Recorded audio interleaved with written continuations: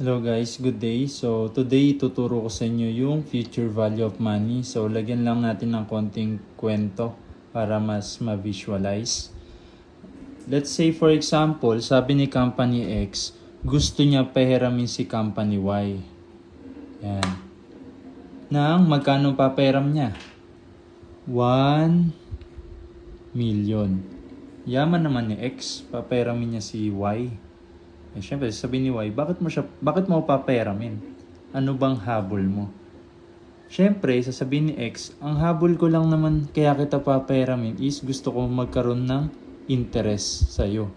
Wow. After lumipas ng isang taon or ng ilang taon na magkaiwalay sila, sasabihin ni X gusto niya ng interest. So, siyempre, yung interest na yun, hindi emotionally para kay Y. Yung interest na yun dahil magpaperam siya ng 1 million. So, let's say for example, sa loob daw ng 5 years, gusto malaman ni X kung magkano na yung dapat niyang ma-receive kay Y. So, ganito po yun. After 5 years, ayan. Ngayon, sir, ano po yung 5 years na to? Ito yung period na kung saan dapat ma-receive na ni X yung 1M, then kasama yung interest nun. Okay? Yung interest po nun, ito po yung kailangan natin para makompute yung interest nun. Ito pong 10%, ang tawag po dyan is effective interest, effective interest rate, EIR. Yung effective interest rate po, yung rate na nakakatulong sa atin para ma-determine kung ano ba talaga yung nagte-take effect, bakit nagbabago yung value ng pera. Kasi ganito po yan, yung effective interest rate, ginagamit po siya for compounding purposes. When we say compounding or compounded, yung interest po, nagkakaroon din ng interest pa. Hindi lang yung principal amount na ipapahiram. Pati po yung interest na na-earn nung nakaraan, may interest din po yun. So, parang ganito po, pinatungan na, papatungan pa ulit. Then, bakit po ganun? Bakit nangyayari yun? Tinatanong ni Y, bakit kailangan mo pang patungan yung nakaraan ng panibago pang interest? Ganito po yan. Kasi nga po, kung hindi babayaran agad ni Y yung interest na na-earn ng pinahiram ni X, siyempre, kawalan po yun kay X. Kasi nga po, yung earning potential na interest na dapat nang binayaran ni Y kay X is dapat kumikita na yun. Ngayon, kung hindi babayaran agad ni Y kay X yung naunang interest, dapat lang pati yun magkaroon din ng interest. So, ganun po siya nagwo-work. Ayan, so lagyan lang natin ng timeline, no? Etong mga to, year 0, year 1, year 2, year 3, year 4, year 5, timeline po yan. Ngayon, itong year 0, ayan po yung date today. Today po. Ibig sabihin yung current date. So, let's say for example, sabi nga po ni X, papairamin niya si Y ng 1M today. Yan, 1M. And after 5 years daw, gusto niya malaman yung magiging value ng pera niya lahat-lahat. Kasama yung interest, tsaka yung principal na pinahiram niya kay Y. So, magkano po dapat yung magiging total na marireceive ni X kay Y after 5 years? Principal plus interest. Paano po siya ginagawa? Ngayon, di ba sabi natin kanina 10% yung effective interest rate, yung EIR. Then 5 years, after 5 years daw marireceive yung pera. So gawin natin sa calculator. Let's say 1.10. Yung 1 po dyan, constant po yan. Yung 10 po dyan, ayun po yung 10% interest rate. Yung 1 po na yan, representation po yan ng pinahiram po ni X kay Y. So, yung 10%, yun po yung interest rate. So, gawin natin, pindutin mo lang po yung multiply. Then, ilang period daw po dapat yung dumaan bago bayaran ni Y kay X yung hiniram niya. Ang sabi, 5 years. So, dahil ito po ay yung una natin, okay? Parang ito na po yung pinakauna natin. Ang gagawin na po natin dito, kapag pipindutin natin yung equal, 4 na beses na lang po. Hindi na saktong 5. Kasi ito na po yung isa doon. Okay? So, ibig sabihin po, 4 na beses na lang natin pipindutin to kahit na sabihin pang 5 years. Kasi ito na po yung isa. Okay? So, 1, 2, 3, 4. Bali, ang kukunin natin hanggang 4 decimal places. Ito po ay tinatawag na future value factor. Ito po yung gagamitin natin para ma-determine natin yung value ng pera after 5 years. Magkasama na po yung principal at interest. So, 1.6105 times doon po sa present value yung kailangan ipahiram ni X kay Y today. So, ito po. Ibig sabihin, after 5 years, makaka-receive po si X. Wow, makaka-receive siya ng 1,610,500 kay Y. Kasi nga po, yung pera na pinahiram ni X kay Y, malamang dapat meron na po yung interest.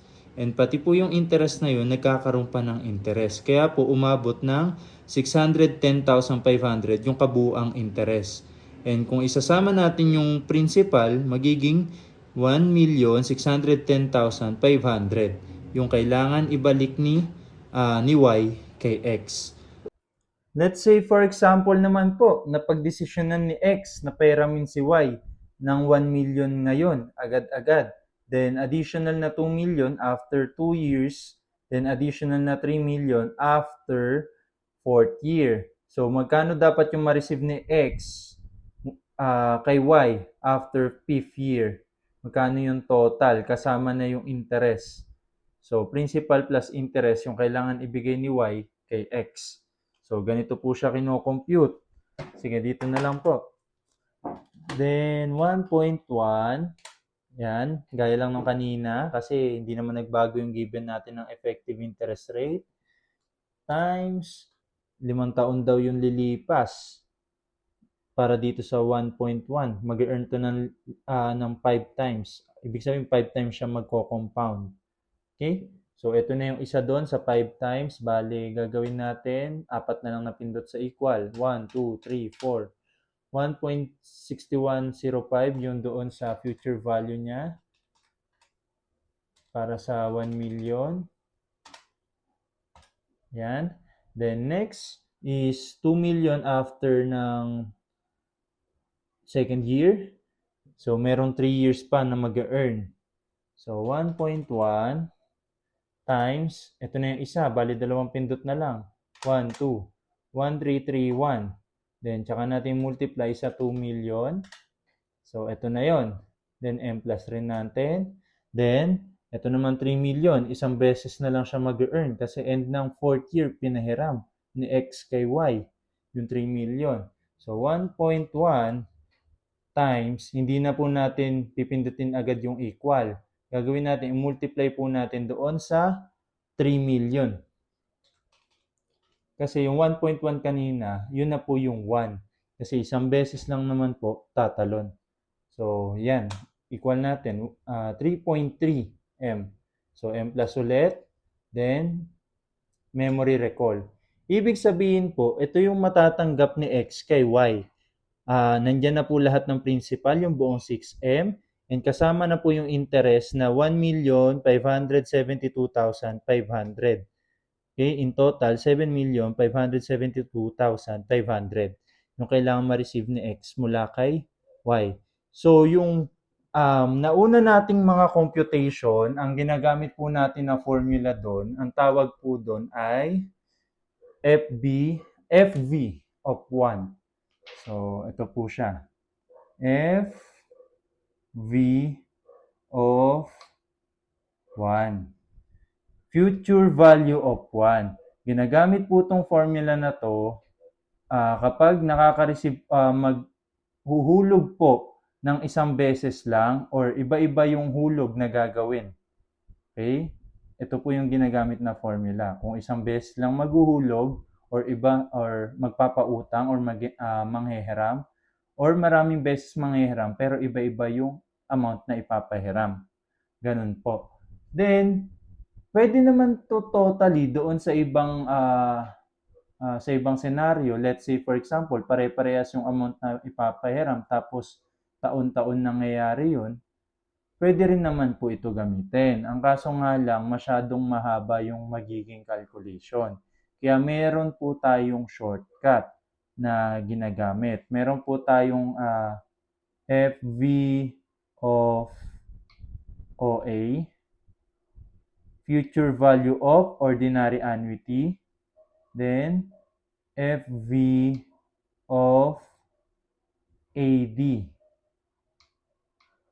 future value of annuity due or in advance. So let's say for example muna tayo. Let's say, kailan ba yung ginagamit?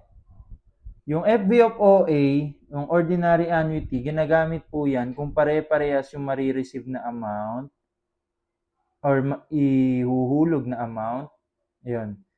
Pare-parehas po yung ihuhulog or ipapahiram na amount. Ganun po. Then, yan, let's say, puro 1 million. 1 million. Tapos, yan. Sorry, tanggalin natin to kasi FV of OA. Ibig sabihin, magi-start ang pagpapahiram after ng end ng first period. So, mangyayari po niyan ganito. 1 million ang inuhulog. So, try natin sa calculator. Or ang 1 million ang pinapahiram taon-taon. Equal yung amount, equal yung interval. So, 1.10, hindi pa rin naman nagbago yung ating effective interest rate. Then, times, ilang beses? 5 beses. Okay? Yung compounding niya, yung period. Bali, 4 na lang na beses tayo pipindot kasi ito na yung isa. 1, 2, 3, 4. Okay? Then, ang gagawin po natin dyan, minus 1 divided by 0.10 kasi ang 0.10 po yung ating effective interest rate. Ayan. Then, tsaka po natin i-multiply sa 1 million, yung periodic na kailangan natin ipahiram or kailangan ipahiram ni XKY, 1 million. Yung kanina po, bago natin i-type tong 1 million, yun po yung future value factor, yung 6 point something. Okay? So, ito po. Ito naman yung future value natin. Ibig sabihin nito, after po pahiramin ni X si Y every end ng taon ng 1 million, after 5 years na merong effective interest rate, marireceive po ni X kay Y is 6,105,100. Ibig sabihin, kumita po ng 1,105,100 si X kay Y in a form of interest. Ganun po siya nagwo-work.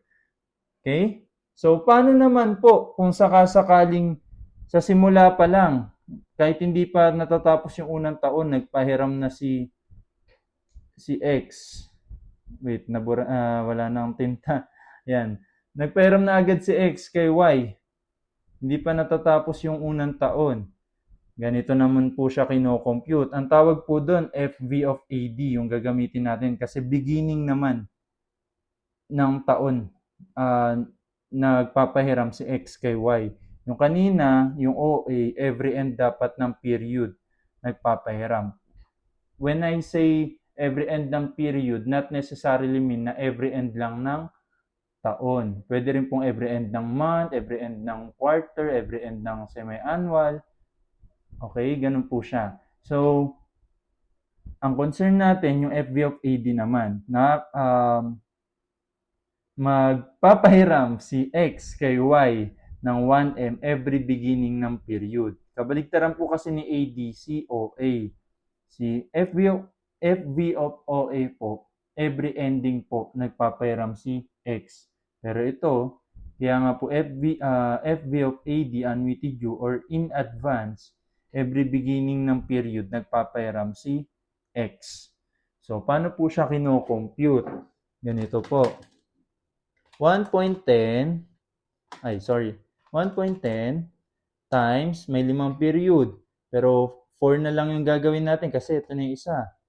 1, 2, 3, 4 minus 1 divided by 0.10 times 1.10. So, ito po yung magsisilbi nating future value factor. 6.7156. 6.7156 times 1 million na periodic payment. Ibig sabihin, after ng pang 5th year, makaka-receive si X kay Y ng 6,715,600. Okay? Yung total po na pinairam ni X kay Y na principal, 5 million. Then, after 5 years, ito po yung marireceive niya. Ibig sabihin po, 1,715,600 yung magiging interest. Kaya ito po yung naging kabuuan. So, ganun po nagwo-work yung future value of AD. Okay? So, ang next natin na concern naman is ito, yung effective interest rate. Ngayon, kapag wala pong sinabi sa problem na pang-annual or pang-quarter or pang-monthly itong effective interest rate, ang presumption po, pang isang buong taon po yan. Ngayon, kung sakaling sabihin po na compounded quarterly, ibig sabihin, hindi po ito ang effective interest rate kasi pang isang buong taon po ito. Ang gagawin po natin, i-divide po natin sa 4. Bakit po sa 4? Kasi compounded quarterly. Ilan po ba merong quarter sa isang taon? 4. Ibig sabihin, ang effective interest rate na pang quarter is 2.5%. Okay? Ganun po. Paano naman po kung monthly? I-divide mo sa 12 kasi may 12 na months sa isang taon. So, divide mo lang po yung 10% sa 12 kung monthly para makuha mo effective interest rate na pang monthly. Paano naman po kapag semi-annually? Divide mo sa 2 kasi may dalawang 6 months sa loob ng isang taon para makuha mo yung effective interest rate na pang 6 months. Okay? Ganun po siya nagwo-work. So, kapag sinabi rin pong compounded quarterly, monthly, semi-annually, may effect po yun sa number ng period na gagawin mo po kung ilang beses magko-compound. Let's say, for example po, 1M, yung unang pinahiram ni X today. Tapos, compounded quarterly. Ibig sabihin, ilang quarter meron sa loob ng 5 taon. Kasi magpapahiram agad ng 1MCX kay Y today. Ilang quarter meron sa loob ng 5 taon? 4 times 5, 20. Ibig sabihin, 20 quarters. Ibig sabihin, 19 times ka pipindot sa equal para makuha yung future value ng unang 1M. Okay? 19 times po kung 20. Lagi po babawasan nyo ng isang pindot sa equal. Kasi nga po, yung ilalagay nyo po doon, gaya kanina yung ginawa natin, ito na po yung isang beses doon. Ngayon, pag nag-multiply ka, gagawin mo na lang 19 to kasi ito na yung isa doon sa 20. Parang ganun po yung sinasabi ko para dyan. Okay? So, yun lang yung cover ng ating future value of money. So, I hope meron po kayong natutunan today. Yun lang. Salamat.